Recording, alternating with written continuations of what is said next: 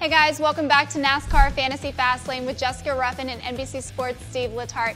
Steve, we saw Martin Truex Jr. get his second win of the season at Pocono, but we knew he was going to be fast. So let's talk about Kyle Larson, who got the runner-up at Pocono and who's won the last 3 straight races at Michigan. So he's got to be in your lineup, right? Yeah, Kyle Larson is a must start this weekend in Michigan. This is the first week that I could say that with confidence. I've been saving him for this. As you mentioned, he's won the last 3, but it's more than just Michigan. He's fast at all the 2-mile tracks.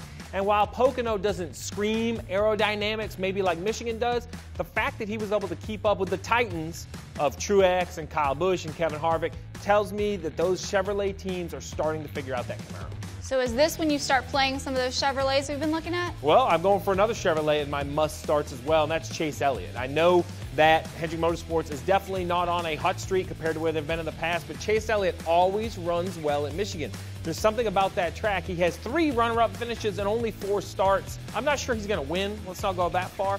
Top 5s. Remember, getting to that point in the season where you only have so many starts with all of these guys. We're now in the second half. So Chase Elliott, Kyle Larson, they're making up my Michigan lineup. Well, let's get a few more of your picks in with Hot Lap with Letarte, 1 lap around Michigan. I'm ready. I have my notes. Hometown hero, Brad Keselowski.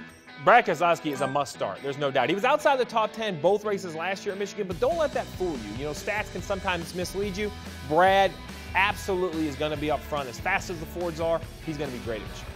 Eric Almirola. Eric Almirola, I know he's having a great year, but I'm avoiding him at Michigan. I think this is a track that people are starting to figure it out. We mentioned the Chevrolets earlier, and if you put Jimmy Johnson, if you put Chase Elliott up inside the top 10, somebody has to fall out.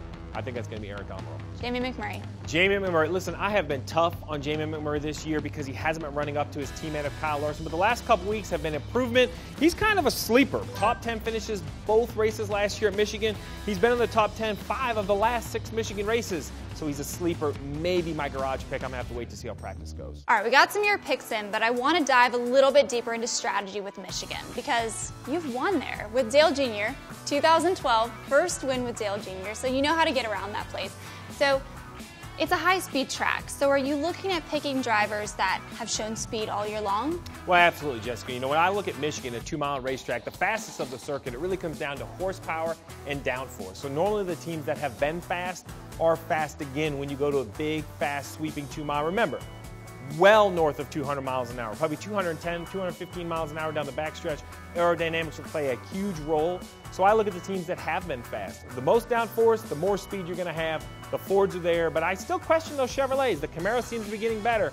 I think this is a big test. If they could somehow go back to victory lane this weekend, victory lane fixes everything. It sure does, and we will see if one of those Chevrolets can get into victory lane on Sunday at Michigan. Be sure to set your lineups and tune into the race Sunday, 2 p.m. on Fox.